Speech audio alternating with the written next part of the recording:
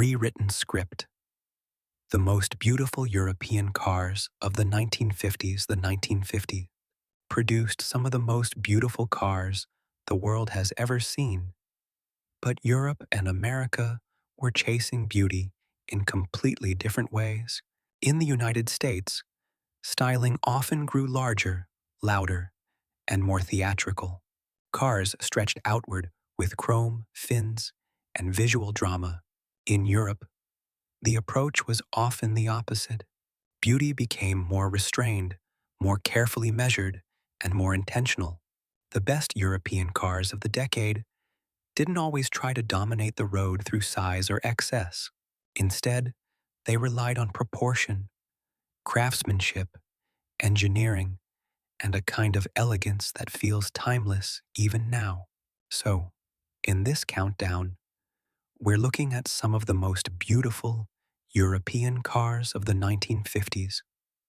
Machines that weren't defined only by speed or prestige, but by the way design, purpose, and emotion came together in one unforgettable shape.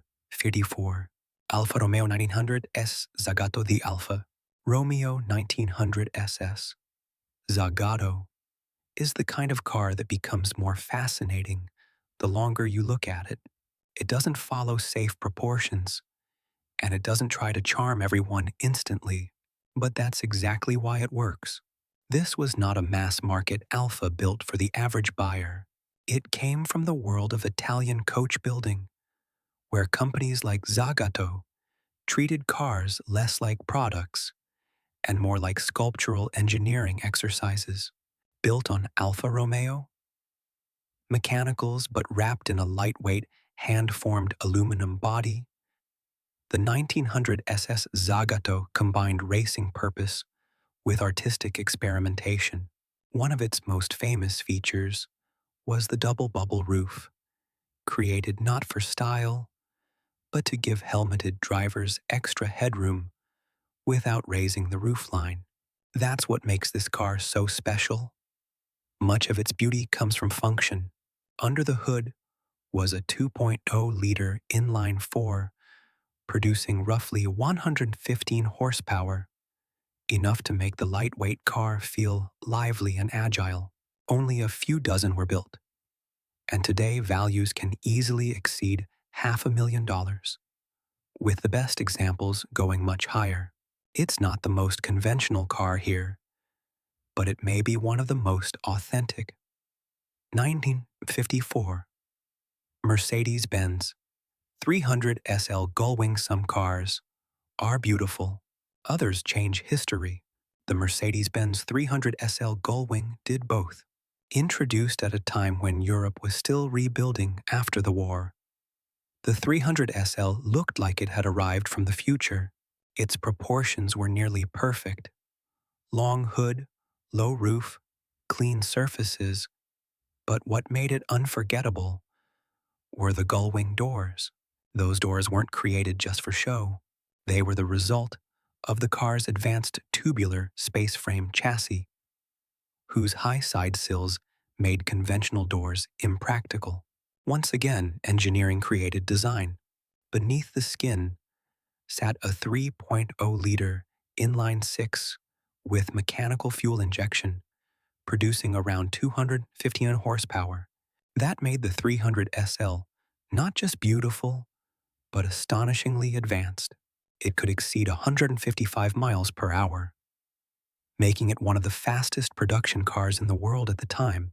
More importantly, it brought race-bred engineering directly to the road. Today, the 300 SL is one of the most valuable and important classic cars in existence, with top examples easily reaching well over $1 million. 54. Maserati A6 GCS. If the Mercedes was elegant futurism, the Maserati A6 GCS was something more primal, a racing machine that happened to be beautiful. This wasn't a car designed around comfort or broad appeal. It came directly from the world of competition, and you can feel that in every line. The body sits incredibly low. The surfaces are simple, and nothing feels decorative. The car looks the way it does because it had a job to do: cut through the air, stay light, and move fast. That purity is what makes it so striking. Under the hood was a 2.0-liter inline-six producing around 170 horsepower, a strong figure for such a lightweight machine. Only a small number were ever built. And today the A6 GCS is one of Maserati's most desirable early competition cars, often worth over $1 million depending on history and condition. It's not elegant in the soft, romantic sense.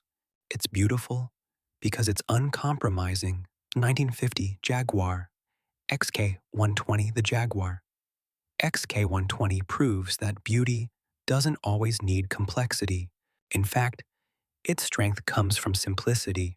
When Jaguar introduced it in the late 1940s, it wasn't necessarily intended to become a permanent icon. Yet, almost immediately, its proportions made it unforgettable.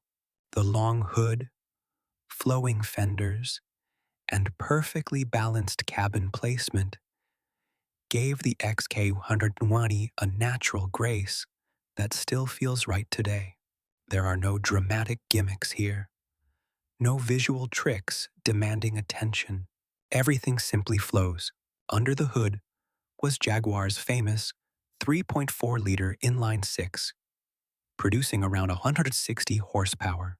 More importantly, the XK120 became one of the fastest production cars of its era, capable of topping 120 miles per hour, which is exactly where its name came from. That combination of speed, beauty, and mechanical sophistication made it one of the defining European sports cars of the decade. Today, values vary widely by version and condition, but the XK120 remains one of the purest and most admired British designs of the 1950s. 1953, Ferrari 250 Europa. The Ferrari 250. Europa doesn't attack your attention, it earns it slowly.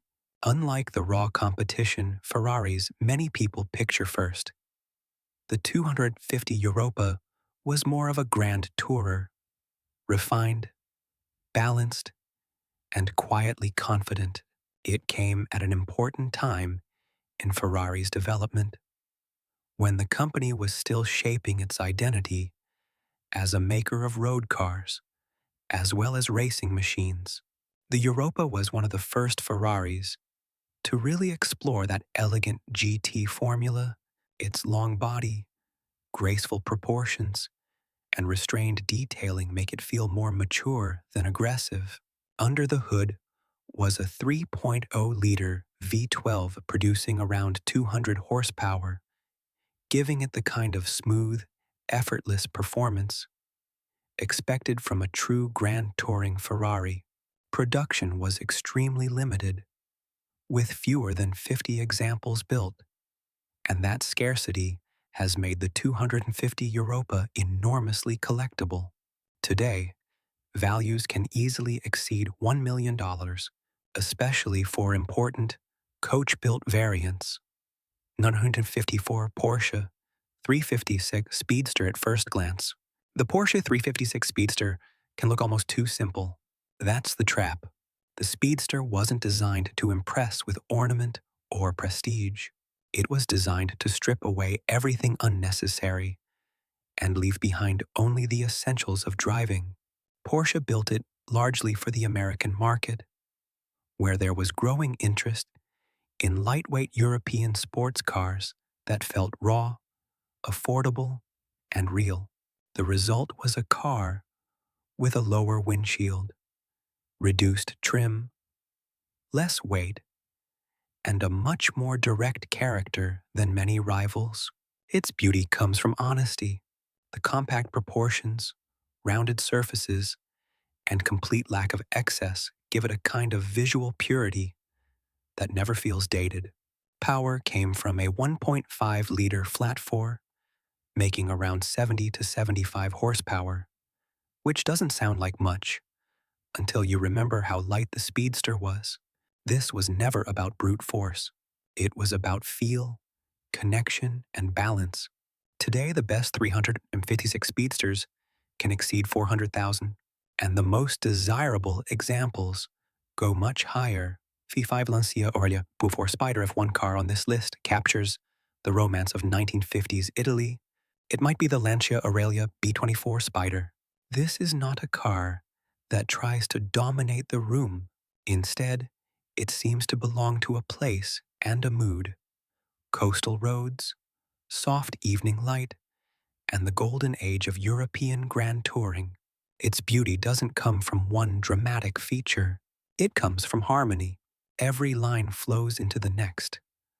The proportions are nearly perfect, and the open body gives it an effortless elegance few cars can match. Under the hood was a 2.5-liter V6, producing roughly a 110 to 118 horsepower. That may sound modest, but the Aurelia was never about raw performance numbers. It was about refinement, engineering sophistication, and the experience of driving something that felt alive yet graceful. Lancia was one of the most technically advanced companies of the era, and the Aurelia showed it, including one of the earliest production V6 engines. Today, the B24 Spider is one of the most valuable and desirable Italian classics of the decade, often worth well over $1 million. 53. Aston Martin DB2. For the Aston Martin DB24 doesn't overwhelm you with one single dramatic design element. Instead, it wins you over through proportion, restraint, and balance. In many ways, it feels deeply British. The roofline, the rear shape, the measured use of curves, it all suggests confidence rather than flash.